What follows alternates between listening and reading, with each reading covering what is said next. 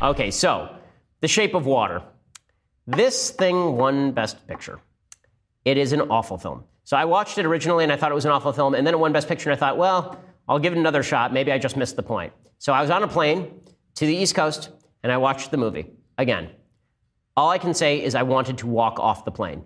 Okay, it is that bad. It is one of the 10 worst movies ever made.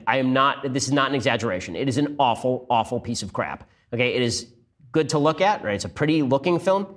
It is, in fact, about a woman who has sex with a fish, basically, which is real weird. And here is a little bit of the preview, and then I will discuss how the script is basically written by an SJW 10-year-old with a crayon. I mean, the script is just garbage, but here is what the preview looks like. She deaf? Mute, sir. She can hear you. You clean that lab, you get out. This may very well be the most sensitive asset ever to be housed in this facility. You may think that thing looks human. Stands on two legs, right? But we're created in the Lord's image. You don't think that's what the Lord looks like, do you? This creature is okay, so this movie is just...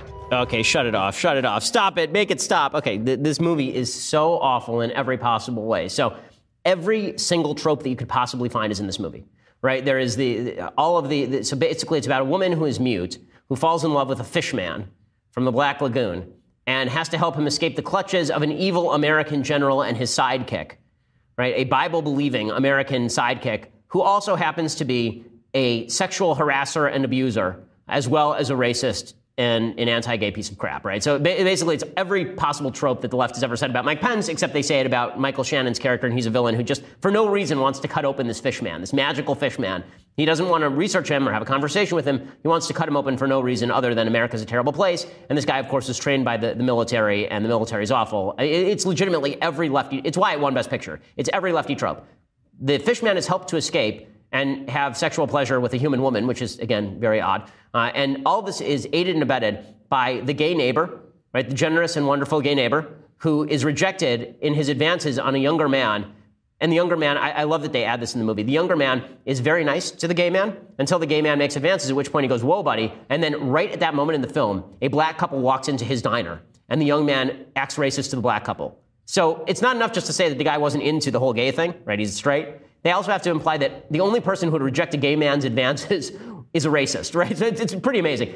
There's the band of untouchables in this movie who help Fishman escape are a mute woman who apparently, we learn, spoiler alert, can breathe underwater, okay, and a gay man who's being rejected because he's gay, and a black woman who is put upon by her stupid husband.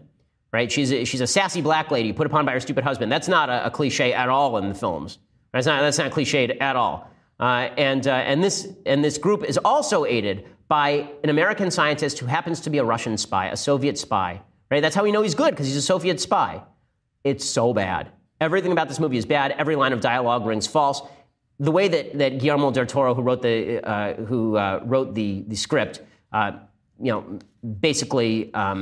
Makes excuses for all of this is because he says that it's a metaphor. So this is the easy way out, right? The easy way out of the conundrum of writing bad movies is to say it's all metaphorical. Don't take it seriously. It's all surreal.